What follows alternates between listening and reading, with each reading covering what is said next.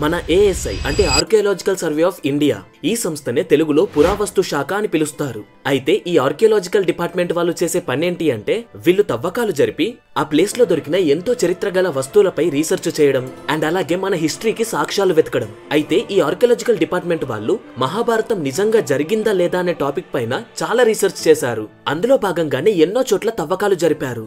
అయితే ఒకసారి రాజస్థాన్ లోని హాతిబాడా అనే ఊర్లో ఆర్కియాలజికల్ డిపార్ట్మెంట్ వాళ్ళు తవ్వకాలు జరిపినప్పుడు ఆ ప్లేస్ లో ఒక ఇన్క్రిప్షన్ దొరికింది. ఇన్క్రిప్షన్ అంటే శిలాశాసనం అని అర్థం. దీనిపై పరిశీలన చేయగా ఆ శిలాశాసనం 2వ సెంచరీకి సంబంధించింది అని గుర్తించారు.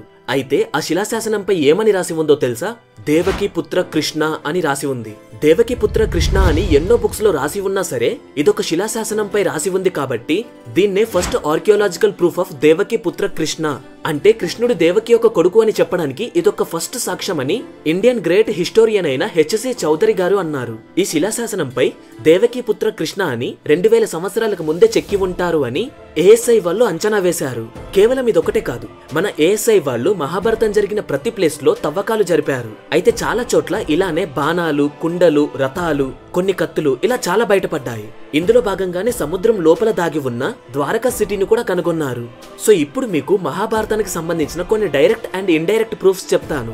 ఆ తర్వాత మీరే డిసైడ్ అవుతారు మహాభారతం జరిగిందా లేదా అని. ఈ వీడియో కోసం రీసెర్చ్ చేయడానికి నేను ఏఎస్ఐ వాళ్ళు ఇచ్చిన రిపోర్ట్స్ ని అండ్ అలాగే కొన్ని ఆర్టికల్స్ ని కూడా చదివాను. అందులో చాలా వరకు పీడిఎఫ్స్ లాగా ఉన్నాయి. సో అవన్నీ కూడా మన టెలిగ్రామ్ ఛానల్లో అప్లోడ్ చేస్తాను. లింక్ డిస్క్రిప్షన్ లో ఉంటుంది. ఎవరికైనా ఇంట్రెస్ట్ ఉంటే జాయిన్ అయ్యి చదవండి. Let's get in to the video.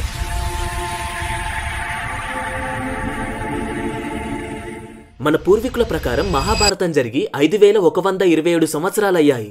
అయితే ఇందులో ఇంకొంతమంది ఇంకొన్ని డేట్స్ కూడా చెప్తారు. సో మనమైతే ఇప్పుడు మన పూర్వీకులు చెప్పిన అండ్ అలాగే గ్రంథాల్లో ఉన్న 5127 సంవత్సరాలే అనుకుందాం.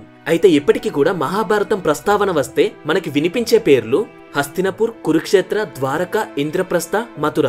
అయితే ఇవన్నీ కూడా నార్త్ ఇండియాలోనే ఉన్నాయి. హస్తినపూర్ ఇప్పుడు యూపీలో మీరట్ డిస్ట్రిక్ట్ లో ఉంది. ఇప్పటికీ కూడా ఈ ప్రాంతాన్ని హస్తినపూర్ అనే పిలుస్తారు. ఇక సెకండ్ వన్ కురుక్షేత్రం. ఈ ప్రాంతం హర్యానాలో ఉంది. ఈ ప్లేస్ ను కూడా ఇప్పటికీ కురుక్షేత్ర అని పిలుస్తారు. థర్డ్ వన్ వచ్చేసి ఇంద్రప్రస్థ. ఇది మన రాజధాని ఢిల్లీ. ఇక ఫోర్త్ వన్ మథుర. ఇది కూడా ఉత్తరప్రదేశ్ లోనే ఉంది. And fifth one Dwarka. ఇది గుజరాత్ లో ఉంది అండ్ సేమ్ పేరుతో పిలువబడుతుంది. ఇదంతా కూడా మీకు ఒక ఐడియా కోసం చెప్పాను. సో ఈ ప్లేసెస్ లోనే ఏఎస్ఐ వాళ్ళు ఎన్నో తవ్వకాలు జరిపారు. సో నేను మీకు ఇప్పుడు మహాభారతానికి సంబంధించి ఒక 8 ప్రూఫ్స్ చెప్తాను. అయితే ఆల్రెడీ మనం ఒకటి ముందుగానే చెప్పుకున్నాము. ఇప్పుడు సెకండ్ది బిబి లాల్ గారు. ఈయన ఇండియాలోని one of the top archaeologist. ఈయన పబ్లిష్ చేసిన the printed grey ware culture of iron age అనే ఒక డాక్యుమెంట్ లో ఈయన పనిచేస్తున్నప్పుడు తవ్వకాల్లో జరిగిన కొన్ని వస్తువుల గురించి వివరంగా చెప్పారు. ఈయన హస్తినపూర్, మథుర, ఇంద్రప్రస్థ అండ్ కురుక్షేత్రాలో తవ్వకాలు జరిపినప్పుడు ఆయనకి ఆ ప్లేస్ లో ప్రింటెడ్ గ్రేవేర్ అంటే బ్లాక్ కలర్ తో డిజైన్స్ వేసిన మట్టి పాత్రలు దొరికాయి. అయితే ఆ కాలంలో ఈ పాత్రలు అందరి దగ్గర ఉండేవి కావు. ఇలా డిజైన్స్ వేసి ఉన్న అన్ని పాత్రలు లగ్జరీ ఐటమ్స్ కిందికి వస్తాయి. ఇవి మహాభారతంలో హస్తినపూర్ రాజ్యంలో నుండి వాడుతూ వస్తున్నారు. మోస్ట్లీ హస్తినపూర్ రాజ్యవంశంలో తర్వాత తరాల వాళ్ళు కూడా వీటిని వాడారు. అయితే లాల్ గారు దాదాపు 650 సైట్లలో తవ్వకాలు జరిపితే ఈ అన్ని చోట్ల కామన్ గా ఈ పాత్రలు దొరికాయి. ఇవన్నీ ఏ కాలానికి చెందినవి అని ఏఎస్ఐ వాళ్ళు పరీక్షించినప్పుడు ఇవన్నీ 1100 BCEకి సంబంధించినవి అని తెలిసింది. 1100 BCE అంటే దాదాపు ఇవాళటికి 3125 సంవత్సరాలు అవుతుంది.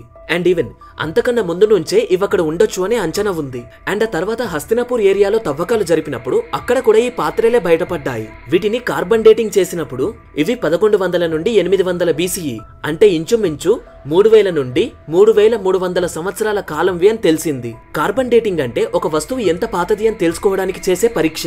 అయితే ఇక్కడ తవ్వకాల్లో బయటపడ్డ పాత్రలు మహాభారతానికి ఎలా సపోర్ట్ చేస్తాయి అంటే కురుక్షేత్ర యుద్ధం జరిగిన కొన్ని జనరేషన్స్ తర్వాత గంగా నది హస్తినాపురంలో ఉన్న రాజ్యాన్ని ముంచేసింది. ఇది నేను చెప్తుంది కాదు, ఇది మహాభారతంలో కూడా ఉంది. అండ్ అలాగే వాయు పురాణంలో కూడా ఉంది. గంగా నది హస్తినాపురాన్ని ముంచినప్పుడు ఈ రాజ్యాన్ని నిచక్షుడు అనే రాజు పరిపాలిస్తున్నాడు. ఈ నిచక్షుడు ఎవరు అంటే పాండవులకి మునిమనవడు, అభిమన్యుడి కొడుకు అయిన పరీక్షితుని తర్వాత 4 జనరేషన్స్ అయిపోయిన తర్వాత పుట్టాడు. ఒక్క జనరేషన్ లో ఒక్క రాజు 25 నుండి 30 సంవత్సరాలు రాజ్యాన్ని పాలించారు అనుకున్నా సరే కురుక్షేత్ర యుద్ధం అయ్యాక 100 నుండి 150 సంవత్సరాల తర్వాత గంగా నది హస్తినాపూర్ ని ముంచేసింది అని ఒక అంచనా వేసుకోవచ్చు. ఆ గంగా నది ప్రవాహంలో హస్తినాపూర్ చాలా వరకు కొట్టుకుపోయింది. ఇక నిచక్షుడు తన రాజ్యాన్ని వేరే ప్లేస్ కి తరలించి తన రాజ్యానికి కౌసంబి అనే ప్లేస్ ని రాజధానిగా నిర్ధారించారు. అయితే ఈ నిచక్షణ కాలంలో కూడా ప్రింటెడ్ గ్రేవేర్ పాత్రలు ఎక్కువగా వాడేవారు. గంగానది ప్రవాహం వల్లే చాలా వరకు వస్తువులు కొట్టుకుపోయాయి. ఇక ద్వారక గురించి చెప్పే ముందు ఇంకొక ప్రూఫ్ చెప్తాను చూడండి. Proof number 3 శిలాశాసనాలు. 1911లో బ్రిటిష్ వాళ్ళ కాలంలో ఉత్తరప్రదేశ్ లోని మథురాకి దగ్గరలో ఉన్న ప్లేసెస్ లో అప్పుడున్న ఆర్కియాలజికల్ డిపార్ట్మెంట్ వాళ్ళు తవ్వకాలు జరిపారు. ఆ తవ్వకాల్లో మొత్తం 7 ఇన్క్రిప్షన్స్ దొరికాయి. అంటే 7 శిలాశాసనాలు. ఈ 7 ఇన్క్రిప్షన్స్ లో 2 మాత్రం మహాభారతానికి ప్రూఫ్స్ గా చెప్పుకోవచ్చు. అందులో ఫస్ట్ది మోరావెల్ ఇన్క్రిప్షన్. మథురాకి 11 కిలోమీటర్ల దూరంలో మోరా అనే ఒక ఊరుంది. ఆ ఊరిలో ఒక బావిలో తవ్వకాలు జరిపినప్పుడు ఒక పెద్ద రాయి బయటపడింది. అదేంటి అని ఆ రాయిని బయటకు తీసి చూస్తే ఆ రాయి పైన యాదవ రాజ్యానికి సంబంధించిన 5 విగ్రహాలు చెక్కి ఉన్నాయి. ఆ విగ్రహాలు ఎవరివి అంటే కృష్ణుడు, బలరాముడు, ప్రద్యుమ్నుడు అంటే కృష్ణుని కొడుకు, అండ్ అలాగే అనిరుద్ధుడు, ఈయన ప్రద్యుమ్నుడు కొడుకు. ఇక 5వ విగ్రహం సాంబ అంటే కృష్ణుడు మరియు జాంబవతికి పుట్టిన కొడుకు. మరి ఈ విగ్రహాలు ఎగ్జాక్ట్లీ వాళ్ళవే అని ఎలా చెప్తారు అంటే అదే రాయిపై 5 పేర్లు రాయబడి ఉన్నాయి. అయితే ఇన్క్రిప్షన్ 1st సెంచరీకి సంబంధించింది అని డాక్యుమెంట్స్ లో ఉంది. అండ్ ఈవెన్ అంతకన్నా పాతది కూడా అవ్వచ్చు. ఎందుకంటే ఏదైనా వస్తువు ఎంత పాతదో కనుక్కోవడానికి కార్బన్ డేటింగ్ అనే ప్రక్రియను వాడతారు అని చెప్పాను కదా. అయితే ఇది బండరాళ్లకు పనిచేయదు. సో విగ్రహాలు అండ్ అలాగే ఇన్క్రిప్షన్ కూడా ఒక బండరాయి పైన చెక్కి ఉన్నాయి కాబట్టి ఎగ్జాక్ట్లీ వయసు కనుక్కోలేరు. మరి ఎలా ఇప్పుడు 1వ సెంచరీకి సంబంధించింది అని చెప్తున్నారు అంటే ఈ శిలాశాసనంపై బ్రహ్మీ లిపితో అక్షరాలు చెక్కి ఉన్నాయి. ఈ బ్రహ్మీ లిపి ఎప్పటిది అని కూడా ఎవరికి అంత క్లారిటీ లేదు. కానీ 1st సెంచరీలో మాత్రం ఎక్కువగా వాడేవారు. అందుకే ఈ శిలాశాసనం 1వ సెంచరీకి సంబంధించింది అని చెప్తున్నారు. ఒకవేళ ఈ ఇన్క్రిప్షన్ 1వ సెంచరీది అనుకున్నా సరే ఈ ఇన్క్రిప్షన్ 2000 సంవత్సరాల కింద చెక్కబడింది. అంటే 2000 సంవత్సరాల ముందే యాదవ వంశం ఉంది అని అండ్ అలాగే కృష్ణుణ్ణి పూజించడం జరుగుతుంది అని ఈ శాసనం ప్రూవ్ చేస్తుంది. అయితే ఇక్కడే ఇంకొక శాసనం కూడా దొరికింది. ఇదే ది 2nd ఇన్క్రిప్షన్. ఇదొక తోరణం అంటే ఒక దర్వాజా లాంటిది. ఇది ఎగ్జాక్ట్లీ మధురాలోనే 19th సెంచరీలోనే దొరికింది. ఈ ఇన్క్రిప్షన్ ని మీరు ఇప్పటికీ మధురలో ఉన్న మ్యూజియం లో చూడవచ్చు. అయితే ఇదొక గుడి తోరణం. దీనిపైన కూడా బ్రహ్మీ లిపిలో ఏదో రాసి ఉంది. అన్నాళ్ళు భూమిలో ఉండటం ద్వారా అక్షరాలు సరిగ్గా కనబడట్లేదు. అయితే సైంటిస్టులు ఆ శిలాశాసనాన్ని ల్యాబ్ కి తీసుకెళ్లి బాగా అబ్జర్వ్ చేస్తే ఆ శిలాశాసనంపై ఏముందో తెలిసింది. దానిపైన వాసుదేవ్ మహాస్థాన్ అని రాసి ఉంది. అంటే ఇది వాసుదేవుని స్థానం అని మీనింగ్. అయితే ఈ శాసనం కూడా ఎప్పటిదో కరెక్ట్ గా తెలియదు. కాకపోతే ఆ రాయిపై ఉన్న బ్రహ్మీ లిపిని బట్టి ఇది 1వ శతాబ్దానికి చెందింది అని చెప్పారు. సో 2000 సంవత్సరాలకు ముందు నుండే వాసుదేవునికి పూజలు చేస్తున్నారు అని చెప్పడానికి ఇది కూడా ఒక మంచి ప్రూఫ్. ఇక proof number 4 the under water city Dwarka. Skanda పురాణం, మహాభారతం, విష్ణు పురాణంలో కూడా ద్వారక అనే ప్లేస్ ని మెన్షన్ చేశారు. అండ్ ఈ అన్ని పురాణాల్లో కూడా ద్వారక ఒక పోర్ట్ అని మెన్షన్ చేశారు. పోర్ట్ అంటే తెలుసు కదా, సముద్ర తీరాన పడవలాగే ఒక ప్రాంతం. ఈ పోర్ట్ అనే పదాన్ని బాగా గుర్తుపెట్టుకోండి. అయితే 1980s లో అప్పుడున్న రేడియోస్ మరియు న్యూస్ పేపర్ లో ఒక వార్త బాగా వైరల్ అయింది. అదే సముద్రంలో మునిగిపోయిన ద్వారకాని కనుగొన్నామని. ఈ కనుగొన్న వాళ్ళలో main person and senior archaeologist S R Rao garu. ఆయనకి ఎంత ప్యాషన్ అంటే 1980s లోనే అంటే ఆ కాలంలోనే మన ఇండియాలో మెరైన్ టెక్నాలజీ అంతగా అందుబాటులో లేదు. అలాంటి సిచ్యువేషన్ లో కూడా సముద్రం లోపలికి వెళ్లి ద్వారకాని కనుగొన్నారు. ఆ తర్వాత లోపల ఆయన ఏం కనుగొన్నారో వాటిని the lost city of Dwarka అనే ఒక బుక్ ని రాసి పబ్లిష్ చేశారు. మరి అందులో ఆయన కనుగొన్నవి అండ్ ఆ బుక్ లో రాసినవి ఇప్పుడు నేను మీకు ఎక్స్ప్లెయిన్ చేస్తాను. ఎస్ఆర్ రావు గారు సముద్రం లోపల చాలా పురావస్తువులను, మునిగిపోయిన ద్వారకా నగరానికి సంబంధించిన శిథిలాలను కనుగొన్నారు. అందులో ముఖ్యమైనవి పెద్దగా రెక్టాంగిల్ షేప్ లో ఉన్న రాళ్లు, ఎత్తైన పెద్ద పెద్ద గోడలు అండ్ సముద్రం లోపల కట్టడాల పునాదులు, చిన్న చిన్న స్ట్రీట్స్ లాంటి స్ట్రక్చర్లు అండ్ ఒక హార్బర్ లాంటి కన్స్ట్రక్షన్. అంటే ఇందాక మనం పోర్ట్ అని చెప్పుకున్నాం కదా, అలాంటిది. అండ్ ట్రయాంగిల్ షేప్ లో ఉండే పెద్ద పెద్ద రాళ్లు, అలాగే రింగ్ యాంకర్స్, కాంపోజిట్ యాంకర్స్, ఇలా ఇంకా చాలా దొరికాయి. అయితే ఇవన్నీ అబ్జర్వ్ చేస్తే ఇదొక పోర్ట్ కట్టడం అని వాళ్ళకి అర్థమైంది. అండ్ మహాభారతంలో కూడా ద్వారక అనేది ఒక పోర్ట్ సిటీ. చుట్టూ సముద్రం నీళ్లుంటాయి, ఒక్క సైడ్ మాత్రమే దారి ఉంటుంది. అక్కడే పెద్ద పెద్ద పడవల్ని ఆపేవారు అని రాసి ఉంది. అయితే ఈ కట్టడాలు ఎప్పటివో అని చెప్పలేము, ఎందుకంటే ఇవన్నీ కూడా రాతి కట్టడాలే. సో వీటిపై కార్బన్ డేటింగ్ అనేది పనిచేయదు. అయితే ఎస్ఆర్ రావు గారు ద్వారక 3700 సంవత్సరాల కంటే ముందుది అని చెప్పారు. ఎందుకంటే ఇక్కడ సముద్రం లోపల కూడా కొన్ని మట్టి పాత్రలు దొరికాయి. అండ్ వీటితో పాటు కార్బన్ డేటింగ్ చేయొచ్చే కొన్ని మెటీరియల్స్ కూడా దొరికాయి. వాటిని కార్బన్ డేటింగ్ చేసినప్పుడు అవి 800 BCE నుండి 1000 BCE అండ్ 1500 నుండి 1700 BCE, అలాగే 1200 నుండి 1500 BCEకి చెందినవి అని నిర్ధారించారు. అయితే ఎస్ఆర్ రావు గారు చెప్పిన దాని ప్రకారం ద్వారక ఒక్కసారి మునగలేదు. తర్వాత మళ్ళీ ఒకసారి తీర ప్రాంతాన్ని ముంచింది అంట. ఎలా అంటే ద్వాపర యుగంలో ద్వారక మునిగిపోయిన తర్వాత కొన్ని సెంచరీస్ తర్వాత మనుషులు మళ్ళీ ఆ సముద్రం ఒడ్డున నివసించారు, ముఖ్యంగా చేపలు పట్టేవాళ్ళు. అయితే సముద్రం తర్వాత వాళ్ళు కట్టుకున్న కట్టడాలను కూడా ముంచేసిందంట. బహుశా ఇదే 3700 సంవత్సరాల బ్యాక్ జరిగి ఉండొచ్చు. అప్పుడు వీళ్ళ వస్తువులు సముద్రంలో మునిగిపోయి ఉండొచ్చు. అందుకే మనకు ద్వారకాలో కార్బన్ డేటింగ్ చేసినప్పుడు 5000 సంవత్సరాలకు సంబంధించిన మెటీరియల్స్ దొరకలేదు. ఎలా అనుకుంటున్నారా? మొట్టమొదటిసారి 5000 సంవత్సరాల కింద ద్వారక మునిగిపోయింది. ఆ తర్వాత మళ్లీ మునిగిపోవడం ద్వారా ముందుగా మునిగిపోయిన ద్వారక లోపలికి వెళ్లిపోయింది. సో అందువల్ల ఈ వస్తువులన్నీ కూడా సముద్రంలో లోపలికి వెళ్లిపోయాయి. తర్వాత మునిగిపోయినప్పుడు వస్తువులన్నీ పైనుండి పోయాయి. అలా సముద్రంలో 2-3 లేయర్స్ ఏర్పడ్డాయి. అంతేకాదు ఆ కాలంలో సముద్రం లోపల తవ్వే టెక్నాలజీ కూడా లేదు. అండ్ ఇప్పుడున్న టెక్నాలజీతో కూడా సముద్రంలో తవ్వకాలు జరపలేము. మరి ఆ రాతి కట్టడాలు అవన్నీ కూడా మోస్ట్లీ ద్వాపర యుగానికి సంబంధించినవే, ఎందుకంటే వాటిని కార్బన్ డేటింగ్ చేయరాదు. అండ్ అలాగే అదొక పోర్టు లాగా ఉంది. మహాభారతంలో కూడా ద్వారక ఒక పోర్ట్ అనే చెప్పారు. కాబట్టి ఒకవేళ సముద్రంలో గనక ఇంకా తవ్వకాలు జరిపే టెక్నాలజీ వస్తే ద్వారకాకి సంబంధించిన ఎన్నో రహస్యాలు బయటపడతాయి. అండ్ అలాగే సముద్రంలో సాల్ట్ వాటర్ ఉంటాయి. ఈ చెక్క లాంటి పదార్థాలను సముద్రంలో ఉన్న ఉప్పు ఈజీగా తినేస్తుంది. సో ఇప్పుడు 5000 సంవత్సరాల కిందవి దొరకడం అనేది కొంచెం కష్టమే. సో ఇది ద్వారకాకి సంబంధించిన ఒక ప్రూఫ్. అయితే నేను సెపరేట్ గా ఓన్లీ ద్వారక కోసమే ఒక మంచి వీడియో చేయాలి అని అనుకుంటున్నాను. అందులో సముద్రంలో ఏమేం బయటపడ్డాయో కూడా ఎక్స్ప్లెయిన్ చేస్తాను. ఇక proof number 5, Kurukshetra excavations. Mahabharata యుద్ధం జరిగింది హర్యానాలో ఉన్న ఈ కురుక్షేత్రం అనే ప్లేస్ లోనే. ఇక్కడ తవ్వకాలు జరిగినప్పుడు కూడా కొన్ని ఫైండింగ్స్ దొరికాయి. మహాభారత యుద్ధంలో ఎన్నో రకాల బాణాలు, అణుబాంబు లాంటి అస్త్రాలు కూడా వదిలారు. ఇదంతా కూడా మహాభారతంలో చెప్పబడింది.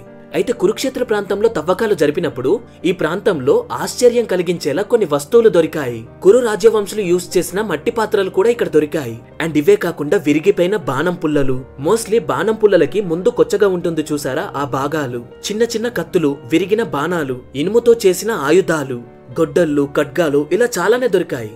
మీరు ఇవన్నీ కూడా నేను డిస్ప్లే చేస్తున్న ఫోటోలో చూడొచ్చు. అలాగే తవ్వకాలు జరిపినప్పుడు వాళ్ళకి కాలిపోయిన ఇటుకలు, భూమి లోపల బూడిదతో కప్పబడిన లేయర్స్, విరిగిపోయిన వుడెన్ బీమ్స్ అంటే దూలాలు ఇవి కూడా దొరికాయి. ఇవన్నీ చూసి ఇక్కడేదో పెద్ద అగ్ని ప్రమాదం లాంటిది జరిగి ఉండొచ్చు అని ఏఎస్ఐ వాళ్ళు నిర్ధారించారు. ఇక కురుక్షేత్ర యుద్ధంలో వాళ్ళు అస్త్రాలు ప్రయోగించినప్పుడు పెద్ద పెద్ద అగ్నిగోళాలు ఎగిసిపడ్డాయి. అండ్ అలానే తవ్వుతూ వెళ్తే అక్కడ కొన్ని మట్టి బొమ్మలు, ఒంటిపైన ధరించుకునే ఆభరణాలు, కొన్ని వ్యవసాయానికి ఉపయోగించే పనిముట్లు కూడా దొరికాయి. ఇవన్నీ కూడా 600 BC నుండి 1000 BCకి సంబంధించి ఉండొచ్చు అని ఆర్కియాలజికల్ డిపార్ట్మెంట్ వాళ్ళు చెప్పారు. ఇంకా చాలా మంది కురుక్షేత్రం యొక్క భూమి చాలా ఎర్రగా ఉంటుంది అని అంటారు. దీనికి రీజన్ అక్కడ ప్రవహించిన నెత్తురు అని. అండ్ అలాగే ఇక్కడ రాళ్ల పైన పెద్ద అచ్చులు ఏర్పడ్డాయి. అవన్నీ కూడా రథం యొక్క చక్రం అచ్చుల్లాగా ఉంటాయి. వీటి ఇమేజెస్ కూడా మీరు ఇక్కడ చూడొచ్చు. ఇక ప్రూఫ్ నెంబర్ 6, మధ్యప్రదేశ్ లో ఒక శిలాశాసనం దొరికింది. దాన్నే హెలియోడరస్ పిల్లర్ ఆర్ కంబా పిల్లర్ అని అంటారు. ఈ హెలియోడరస్ అనే అతను గ్రీక్ అంబాసిడర్. ఈయన 1వ శతాబ్దంలో ఇండియాకి వచ్చారు. అయితే మన వాళ్ళకి తవ్వకాల్లో దొరికిన శిలాశాసనం పైన ఈ వాసుదేవ్ గరుడ స్తంభాన్ని గ్రీక్ అంబాసిడర్ అయిన హెలియోడరస్ అనే ఒక వ్యక్తి బయటకు తీశారు అని రాసి ఉంది. అయితే ఈ శాసనంపై ఉన్న రాతను పరీక్ష చేసి చూస్తే అది 1వ సెంచరీకి సంబంధించింది అని తెలిసింది. అంటే 2000 సంవత్సరాల కింద రాయబడింది. ఈ హెలియోడరస్ అనే ఒక వ్యక్తి అప్పటికే భూమిలో ఉన్న ఈ స్తంభాన్ని ఆ రాజ్యానికి చెందిన రాజు యొక్క పర్మిషన్ తీసుకొని బయటకు తీశారంట. అలా తీసిన తర్వాతే ఇది నేనే తీశాను అని రాసుకున్నారు. ఈయననే 2000 సంవత్సరాల కింద రాస్తే మరి ఆ స్తంభం ఎన్ని వేల సంవత్సరాల నుండి భూమిలో ఉంది? అందుకే ఈ హెలియోడరస్ ని oldest proof of A foreigner accepting Krishna's worship అని మన ఆర్కియాలజికల్ డిపార్ట్మెంట్ వాళ్ళు నిర్ధారించారు. అంటే కృష్ణుడు ఉన్నాడు అని నమ్మిన తొలి ఇతర దేశస్థుడు అని అర్థం. 2000 సంవత్సరాల కిందే కృష్ణునికి ఫారెన్ లో భక్తులున్నారు. కానీ మన దౌర్భాగ్యం ఏంటి అంటే మన దేశంలో ఉన్న కొంతమందే ఇప్పటికీ కృష్ణుని నమ్మరు. అండ్ ఇదంతా కూడా మైథాలజీ అని అంటారు. ఇక ప్రూఫ్ నెంబర్ 7, హస్తినపూర్కి 70 కిలోమీటర్ల ఉన్న సినౌలి అనే ఒక గ్రామంలో 2005లో ఏఎస్ఐ వాళ్ళు జరిపిన తవ్వకాల్లో ఆశ్చర్యం కలిగించేలా కొన్ని వస్తువులు బయటపడ్డాయి. అందులో చెక్కతో చేసిన రథాలు అండ్ అలాగే రథాల యొక్క చక్రాలు ఉన్నాయి. ఆ రథాల యొక్క చక్రాలు రాగితో చేశారు. అండ్ అలాగే కొన్ని రాగి ఖడ్గాలు కూడా బయటపడ్డాయి. అండ్ అలాగే చెక్కతో చేసిన శవపేటికలు కూడా బయటపడ్డాయి. కొన్ని చిన్న చిన్న రాగి కత్తులు అండ్ అలాగే కొన్ని బోన్స్ కూడా బయటపడ్డాయి. అండ్ ఇవన్నీ కూడా మహాభారతంలో మెన్షన్ చేయబడ్డాయి. అయితే ఏఎస్ఐ వాళ్ళు వీటిని కార్బన్ డేటింగ్ చేసినప్పుడు ఇవన్నీ 4000 నుండి 5000 సంవత్సరాల మధ్య కాలంలోవి అని నిర్ధారించారు. ఈ టైంలో కూడా ఇంకా కూడా పాండవుల యొక్క వారసులే హస్తినాపురాన్ని పాలిస్తున్నారు. ఇక ఫైనల్లీ 8th ప్రూఫ్, లక్క గృహం. ఎస్, మీ అందరికీ తెలుసు పాండవులని చంపడానికి లక్క గృహం నిర్మించారు అని. అయితే ఈ లక్క గృహం ఇప్పటికీ కూడా ఉత్తరప్రదేశ్ లోని మీరూట్ డిస్ట్రిక్ట్ లో ఉంది. ఇది కూడా ఈ సునాలి అనే ప్రాంతానికి చాలా దగ్గరగా ఉంటుంది. ఇక్కడ అండర్ గ్రౌండ్ టనల్స్, కాలిన ఇసుక అణువులు, పాత ఇటుకలు అండ్ ఫైనల్ గా ఆ భూమిలో బూడిద రిమైన్స్ కూడా బయటపడ్డాయి. అయితే ఈ ప్లేస్ ని మహాభారతంలో వరణావత్ అని పిలిచేవారు. సో ఇవ్వండి నాకు దొరికిన ప్రూఫ్స్. అయితే ఇంకా చాలానే ఉన్నాయి, బట్ వీడియో ఇప్పటికే చాలా లెంత్ అయిపోయింది. అయితే మీకు ఒక డౌట్ రావచ్చు, ఎగ్జాక్ట్లీ 5000 నుండి 6000 సంవత్సరాల మధ్యలో ఎందుకని ఏ మెటీరియల్స్ దొరకలేదు అని. దానికి కొన్ని రీజన్స్ ఉన్నాయి. అవేంటంటే ఆల్రెడీ దొరికి ఉండొచ్చు, బట్ నాకు రీసెర్చ్ లో నాకు దొరకలేదు. సెకండ్ వన్, ఆల్రెడీ రాళ్లు దొరికాయి, బట్ వాటిని కార్బన్ డేటింగ్ చేయరాదు. థర్డ్ వన్, ఐరన్ కేమో చిలువ పడుతుంది. ఇక చెక్క వస్తువులు భూమిలో ఈజీగా కుళ్ళిపోతాయి, మానవ మృతదేహాలు ఈజీగా డీకంపోజ్ అయిపోతాయి. సో 5000 సంవత్సరాల కిందివి భూమిలో ఉండటం అనేది కష్టం. ఇక ఫోర్త్ వన్, 5000 సంవత్సరాల నుండి భూమి మీద ఎన్నో భూకంపాలు వచ్చాయి అండ్ ఎన్నో సునామీలు కూడా వచ్చాయి. భూగోళం యొక్క కదలికల వల్ల భూమి కూడా చేంజ్ అవుతూ వచ్చింది. సో దీని వల్లే భూమి లోపల ఉన్న ఇన్క్రిప్షన్స్ అనేవి ఎఫెక్ట్ అయి ఉంటాయి. అండ్ 5000 సంవత్సరాల నుండే ఈ నేలపైన ఎన్నో నదులు ప్రవహించాయి. ఈవెన్ కొన్ని చోట్ల చాలా లోతు వరకు తవ్వకాలు జరపలేకపోయారు, బికాస్ టెక్నాలజీ లేక. అండ్ మనకి తెలుసు సముద్ర గర్భంలో ద్వారకాలో తవ్వకాలు జరపలేరు, ఎందుకంటే సముద్రంలో తవ్వడం అనేది చాలా కష్టం. ఇదే కాదు, ఈజిప్టులో తవ్వకాలు జరిపినప్పుడు కూడా 5000 సంవత్సరాల కిందివి ఎక్కువగా ఏం బయటపడలేదు, కొన్ని మాత్రమే బయటపడ్డాయి. ఎందుకంటే ఈజిప్ట్ యొక్క క్లైమేట్ అండ్ అలాగే ఇండియా యొక్క క్లైమేట్ అనేది చాలా డిఫరెంట్ గా ఉంటుంది. అవి కూడా వాళ్ళ క్లైమేట్ వల్ల దొరికాయి, మన ఇండియన్ క్లైమేట్ లో అలా దొరకవు. సో మహాభారతం జరిగింది అని నేను నమ్ముతున్నాను, ఎందుకంటే ప్రతిదాన్ని ప్రశ్నించడం అనేది కరెక్ట్ కాదు. ఇప్పుడు నేను చెప్పిన ప్రూఫ్స్ అన్ని ఉన్నా లేకపోయినా నేను మహాభారతం జరిగింది అని నమ్ముతాను. ఎందుకంటే మన పూర్వీకులు మనకన్నా 100% తెలివైన వాళ్ళు, వాళ్ళే ఏమాత్రం ప్రశ్నించకుండా నమ్మారు. ఇక మనం ఎంత? సో మీరేమనుకుంటున్నారు, మహాభారతం నిజంగా జరిగిందా? మీకు తెలిసినవి ఏమన్నా ప్రూఫ్స్ ఉన్నాయా? మీరేమనుకుంటున్నారో కింద కామెంట్ల రూపంలో తెలియజేయండి. మీరు గనక ఈ వీడియోకి 2K లైక్స్ ఇస్తే నేను ఎగ్జాక్ట్లీ ద్వారకాలో ఏం దొరికాయి అనేది సెపరేట్ గా ఒక వీడియో చేస్తాను. సో ఇది గైస్ ఇవాల్టి వీడియో. ఈ వీడియో కనుక మీకు నచ్చినట్టయితే please do subscribe to the channel. అలాగే వీడియోని లైక్ చేసి షేర్ చేయండి. Thanks for watching.